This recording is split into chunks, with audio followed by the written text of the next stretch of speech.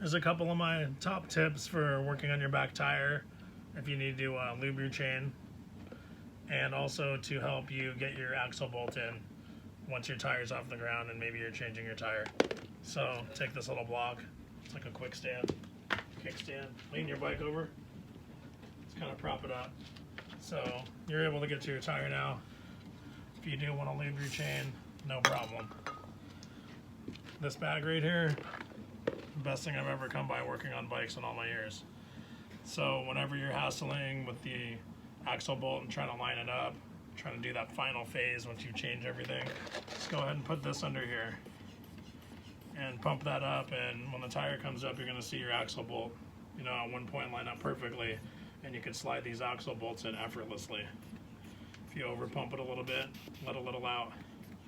But this thing has been the best thing for me in terms of changing tires easier.